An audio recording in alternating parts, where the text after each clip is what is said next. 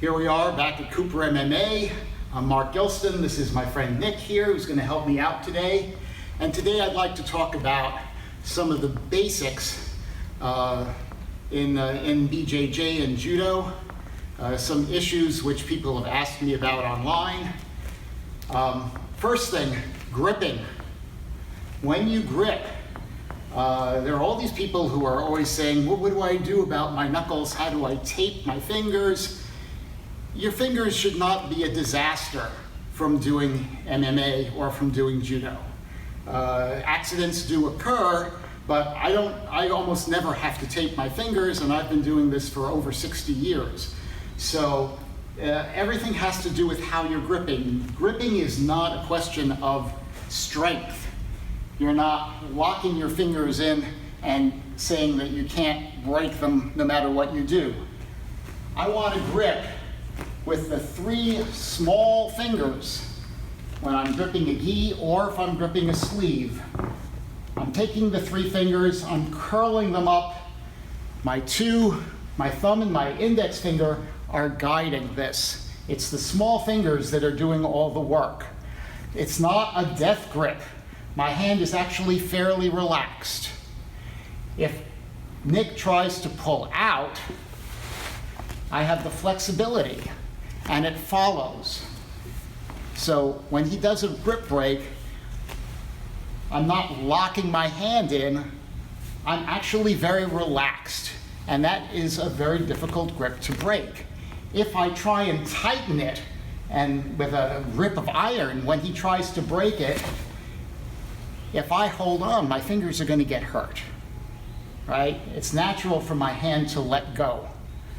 If I, just try and build up such grip strength that he can't do it, it hurts my wrist, it moves my whole body. So it's better to be relaxed. If he can break the grip, that's fine. I just regrip. All right. So the other thing about using these 2 fingers, if I use these 2 fingers, it's the whole forearm, which is going to tire out very quickly. The little 3 fingers is on the bottom, and that is a much stronger part of your forearm. So when I move him, I'm not moving him with my bicep. I'm not trying to pull him back and forth. I'm using my core. If I want to move Nick, I'm going to move him this way, using my stomach. If I want to move him sideways, I move my whole body. It looks like a light movement. It looks like arms, but there's very little arms involved, and I can take him in any direction fairly easily. If I try and do it with my arm, very, very difficult. This is the strong part of your body. Okay, the same thing with the sleeve. It's the 3 fingers, they curl around, they remain relaxed. If he pulls straight back, and he can pull out easily. If I stay relaxed though, and I go with him a little bit, not so easy for him. Again, if I hold on with this grip of iron and he pulls, it moves my whole body. Either that or I have to let go. So we want these very relaxed grips. And once again, by moving my body, I can get big movements out of him. I'm not trying to do it with arm. Just with my arm, he's not going to move much. But if I move him here, there's a great deal of movement. So this is the standard grip. Now there are a lot of different gripping positions. Cross grip is very strong. You can't do it in Judo unless you're immediately attacking, but there are tremendous advantages because I have 2 against 1. A lot of the Eastern European fighters like these over-the-top grips because it breaks his posture, or if he's bigger than me, back on the side, and then I have a lift I can do with my arm. Every grip has its own throws that go with it. Every grip has its advantages and disadvantages. My personal favorite is what they call double pocket grip here. And I like this grip because it's extremely hard for him to establish control when I have this, because I can lift his arms up, or bring my elbows down to block him when he comes in. This grip tends to make hip throws more difficult, make sacrifice throws more easy. And I use sacrifice throws a lot, particularly out of foot sweep sacrifice combinations. So it's a grip you can try and play with. Okay. When you're down on the mat, I see people holding all the time with feet that are flat. This is losing maybe 5 to 10% of your power. You always want to have, almost always want to have active toes when you're on the mat. That means the feet are curled, the toes are underneath. Now my toes don't bend very much because they've been broken too many times over the years. But even so, I want to try and keep this kind of position. So if I'm holding him down and he's pushing me to try and escape, I can push forward and I get a lot of extra traction just with my toes. If we're in a face-to-face kind of position and he pushes me over backwards, no problem. If my feet are like this when he pushes me over, don't. Then I'm going to get, my toes are going to bend back and they're going to get very badly bruised. So this is, you should always try and have active toes when you're on the mat.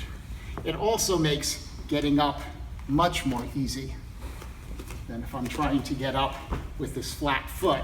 I need a hand to post. But if my toes are curled, I can just get right back up.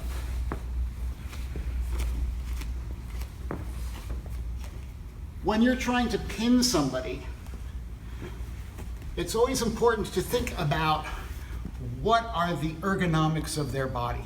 How does their body work together? The standard Jiu-Jitsu keisagatami, the Kazuri keisagatami, which is used in Jiu-Jitsu all the time, all right? This foot is up because I want to be able to push in. I'm not concerned about him reaching behind and grabbing my leg because I have my elbow to block him. But I am concerned about him trapping my arm and then rolling me. That's really bad. So I want to make his shoulder awkward for him. I want to take away the strength in his shoulder. So whenever I have an underhook, I want to bring my hand up and I will use my fingers to crawl. And now he has very little he can do with this arm. He has to totally shift his body position in order to effectively use that arm. So I have taken this whole part of his body away from him. Similarly, if I'm on side, here, his head is very, very useful to him. By breaking the angle of his head, he now cannot turn and roll away from me. And if he tries to turn into me, I do the same thing. I take his head out of the equation.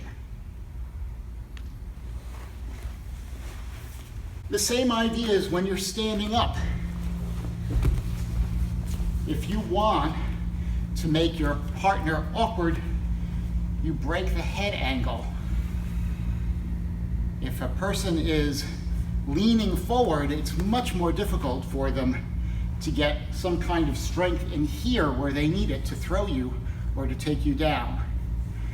A good wrestler, when he comes in for a single or a double, is not going to do it this way. They're going to keep their head up and do it this way. So if I can break his posture, I'm taking the head away from the equation, and it's very awkward. If he does go in for a single, I just push him down. Okay, some basic concepts for Judo and BJJ. If you like our videos, please click like and subscribe to our channel, Seryoku Zenyo, meaning maximum efficiency.